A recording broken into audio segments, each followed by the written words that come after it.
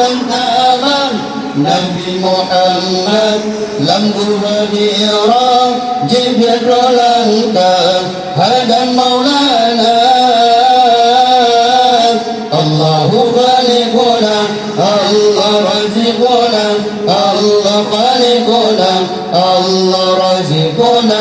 Allahu khaliquna Allah raziquna Allah khaliquna Allah raziquna tanggal 17 bulan Ramadan nuzul Al-Quran mula pertama wahyu ilahi dengan firman akan junjungan Nabi Mustafa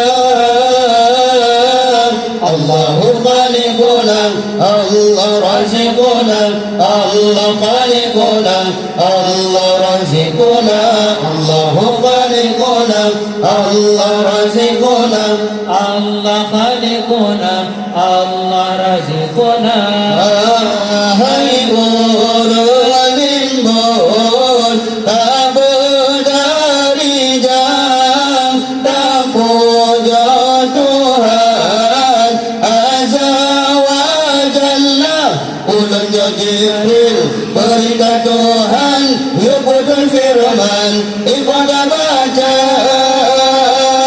Allahu khaliquna Allah raziquna Allah khaliquna Allah raziquna Allahu khaliquna Allah raziquna Allah khaliquna Allah raziquna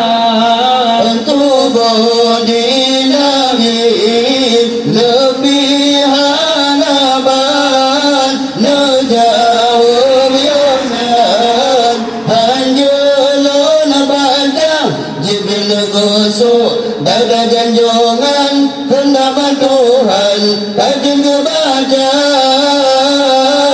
Allahu khaliquna Allah raziquna Allah khaliquna Allah raziquna Allahu khaliquna Allah raziquna Allah khaliquna Allah raziquna Nabi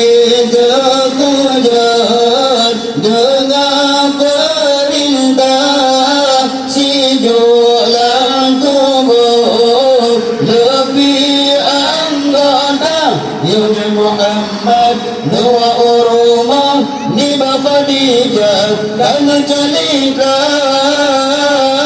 Allahu khaliquna Allah raziquna Allah khaliquna Allah raziquna Allahu khaliquna Allah raziquna Allah khaliquna Allah raziquna Nabi nama